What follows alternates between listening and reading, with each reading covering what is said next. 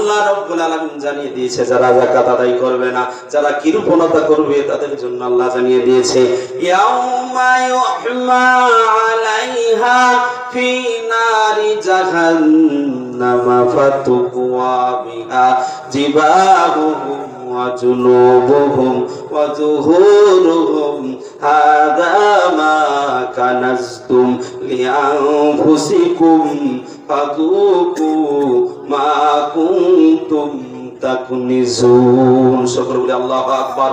যারা যাকাত আদায় করবে না, যারা কৃপণতা করবে আর মালকে কুৎসিত করে রাখবে, ওই মালটা কাল কিয়ামতের দিন জাহান্নামের আগুনে উত্তপ্ত করা হবে।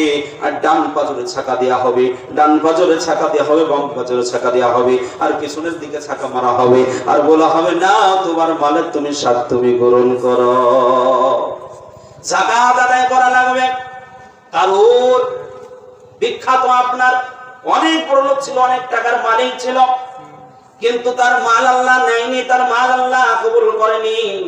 হযরত মুসা আলাইহিস সালাম বারবার যখন কারুনের কাছে দাওয়াত নিয়ে যায়, আর কারুনকে বলে কারুন তোমার এই টাকা তুমি যাকাত আদায় করো, যাকাত আদায় করো। কারুন বলে আমি নিজের মাল, আমি নিজের জ্ঞান খাটি, নিজের বুদ্ধি খাটি, নিজের আমার তাকত খাটি, শক্তি খাটি, আমি মালকে অর্জন করেছি, আমি এই মাল তোমাকে দিতে পারবো না, তোমার আল্লাহকে আমি এই মাল দিতে পারবো না।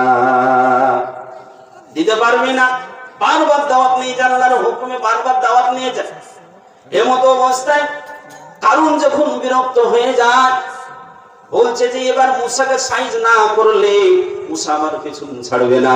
এমতো অবস্থায় একটা বেশ্যা মহিলাকে ঠিক করলো, মহিলা তোমাকে একদিন তোমাকে আমার একটা কাজ করে দিতে হবে, এই দেখো তোমাকে 10,000 দিরহাম দিলাম, আর 10,000 দিরহাম তোমাকে আরো কিছুদিন পরে দেব, তুমি যদি আমার কথাটা শুনে নাও।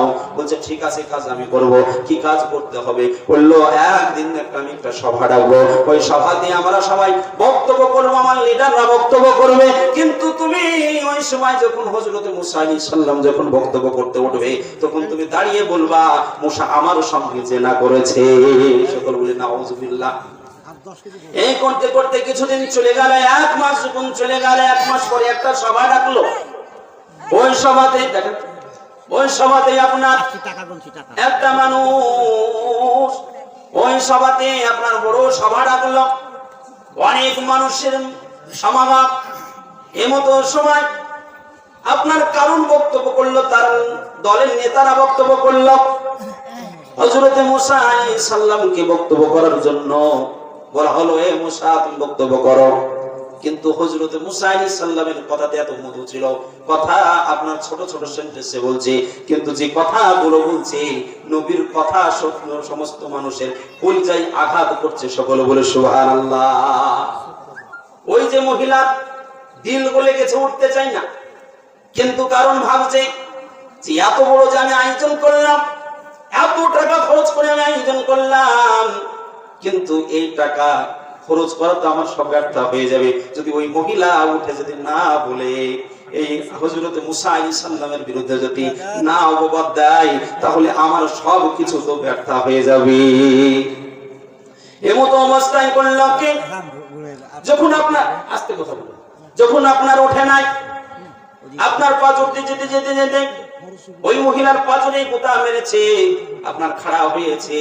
খাড়া হওয়ার সঙ্গে সঙ্গে বলছে, এই সারা বিশ্বের মানুষে আপনারা শুনুন শুনুন, আমার সঙ্গে কারণ প্রত্যেক দিনকার কাস্টমার, বুঝতে পারলে? আর মুসা আলাইহিস সালামের বিরুদ্ধে উপবাদ দেওয়ার জন্য আমাকে 10,000 টাকা দিরহাম দিয়ে দিয়েছে, আর 10,000 টাকা দিরহাম পরে দেওয়ার কথা হয়েছে, কিন্তু মুসা আলাইহিস সালামের উপরে জিনার উপবাদ দেওয়ার জন্য আমাকে ঠিক করেছে। সকলে বলি নাউযুবিল্লাহ। ও বাবা আমার ভাইরা, ও জনম দুঃখী মা আমার, ও গর্ভধারী মা আমার বোনেরা, একটু কান খুলে শুনবেন। হযরত মুসা আলাইহিস সালাম ছিল রাগান্বিত নবী। এবার কিন্তু রেগে গিয়ে বলছে, আয় আল্লাহ, সত্যি করে যদি আমার উপর উপবাদ দিত, তাহলে তোমার দিনকে আমি প্রচার করতে পারতাম না, তোমার দিন তো শেষ হয়ে যেত। বলল, আল্লাহ তোমার জমিনের ক্ষমতা আমার উপরে দিয়ে দাও, সঙ্গে সঙ্গে বললো যা তোর উপরে জমিনের ক্ষমতা দিয়ে দিলাম। জমিনকে ডেকে বললো জমিন এই কারণকে ধর। বলার সঙ্গে সঙ্গে হাঁটু দিয়ে গিলে নিয়েছে। কিন্তু কারণ ভাবছে যে আমার তো অনেক দলবল সৈন্যবাহিনী আছে, তারা আমাকে তুলে ফেলবে, কোনো সমস্যা নাই। আবার আল্লাহ রাব্বুল আলামিনের অর্ডারে হযরত মুসা আলাইহিস সালাম বলল এই জমিন কারণকে ধর। বলার সঙ্গে সঙ্গে মাঝ দিয়ে গিলে নিয়েছে। তাও ভাবছে যে আমাকে তুলে ফেলবে, অনেক সৈন্যবাহিনী আছে, কোনো সমস্যা নেই। আবার বললো যে মুসা আলাইহিস সালাম বলল এই কারণকে ধর। গলা দিয়ে পেঁচিয়ে নিয়েছে।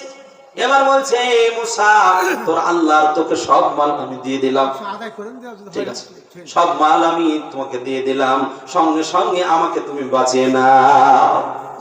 বলছে সময় না, শেষ সময়, আর বাঁচানো সময় নেই। আজও পর্যন্ত আপনার 3.5 হাত করে প্রত্যেক দিন মাটির তলে ওই কারণকে ঢোকাতে আছে। সকল বলে সুবহানাল্লাহ। তার মালও আল্লাহ দরকার হয়নি, তাকেও আল্লাহ দরকার হয়নি। তো তার জন্য আপনাদেরকে বলবো যার উপরে যাকাত ফরজ হয়ে গেছে আমাদেরকে যাকাত আদায় করা লাগবে। করবো ইনশাআল্লাহ।